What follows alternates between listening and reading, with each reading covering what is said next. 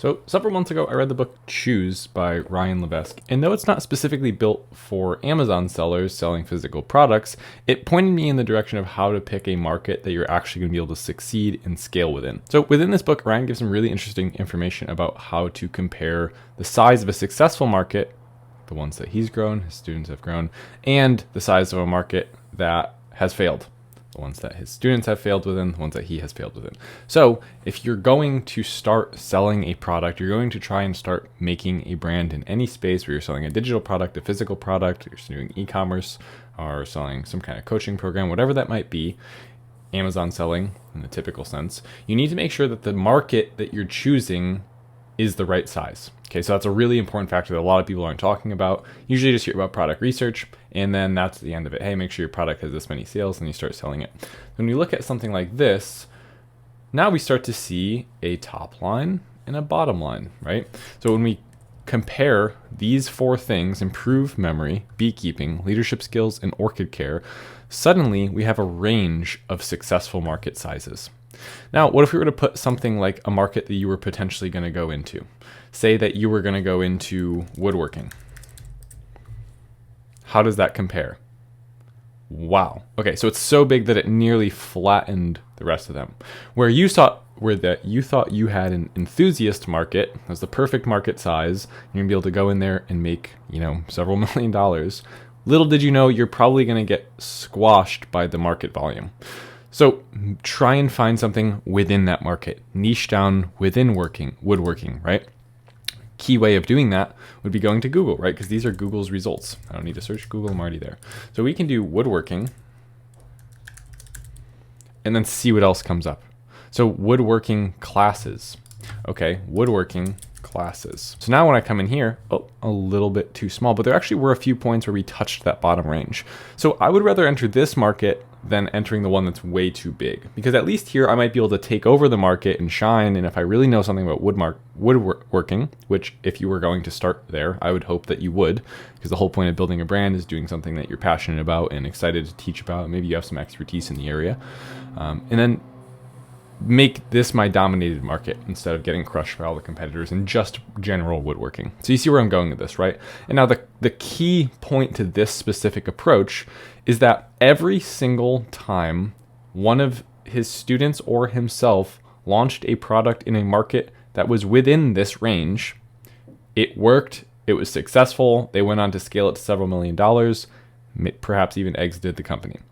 Every time they failed, it was outside this range. It was either too small, they could not gain traction, something maybe a little bit even less than this, or it was too large and they could not compete with the bigger competitors' offers. They couldn't keep up with advertising. They couldn't gain any sort of control in that market because they were just small fish to fry. There was bigger fish to fry.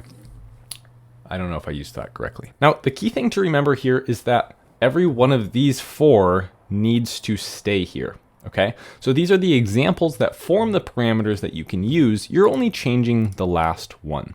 So for instance, if I just put let's do, snake plant care, just like how we have, orchid care.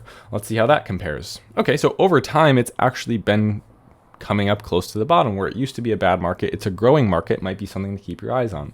So again, we're using the parameters of all four to compare market sizes. Those are kind of serving as the ideal market size, right? There's a top and a bottom, with a lot of the times the red line, beekeeping, being the top, and a lot of times the blue line, improved memory, being the bottom.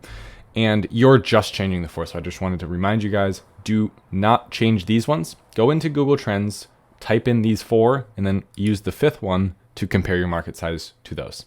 So when you're looking at your market size, make sure you're using tools and you're using data, okay? Don't just go, my mom says she likes this thing. My cousin says he uses this thing all of the time. It must be a good market. I just gave you the first example of a way that you can analyze market size and get a little bit of information about how big the audience you're potentially going to be selling to is. And I want to show you one additional way right now. And really quickly, before I showed you that method, I did want to share some exciting news. So I am opening up more spots for one-on-one calls.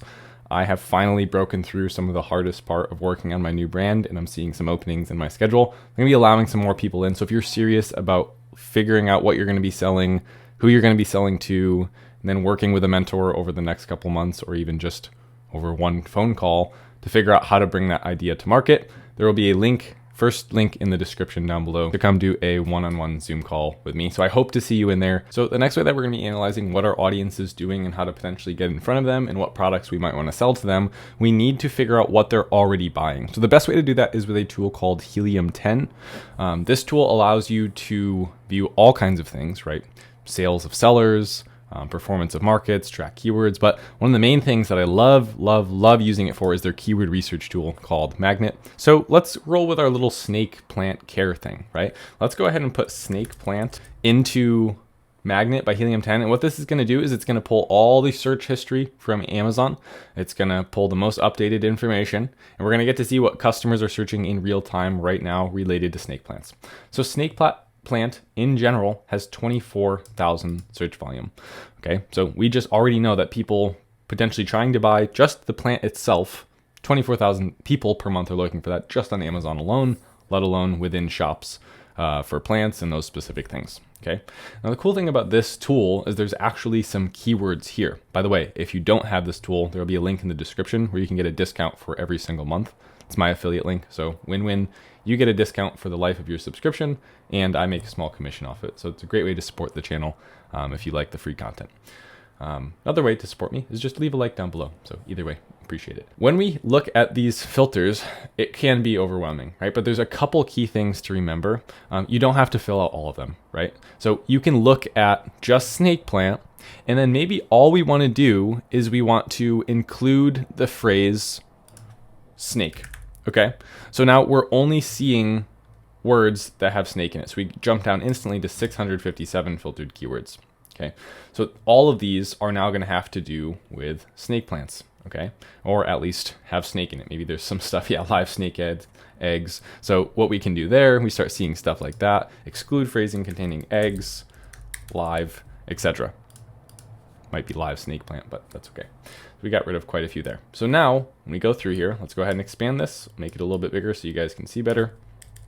We're gonna just get a general idea of how this stuff is looking. So one thing that I like to do is sort by search volume. So looking at the highest searched things on Amazon, you're gonna see snake plant is 24,000, fake snake plant, faux snake plant pot, all about 2,000, and we start descending there quickly. But when we're doing something like this, the key thing we want to see is what they're already buying. So a lot of these people are focused on buying the plant itself, which is actually good for us, right? Because when they're buying the plant itself, that means they might need to learn how to take care of it. So if we were going to sell a digital product on our own website about how to best take care of snake plants and start a social media page all about snake plants and snake plant tips, then that would be something that we can do. Now, if you wanted to start a physical product that you could then go to Amazon and sell here, well, what does every snake plant need to start growing? Well, maybe you need a grow light. Maybe you need a, soil. Maybe you need fertilizer. You need a specific kind of pot, all of those things. Okay, now we just listed 3 to 5 products that we can sell to one core consumer that has this interest of snake plant, and we could see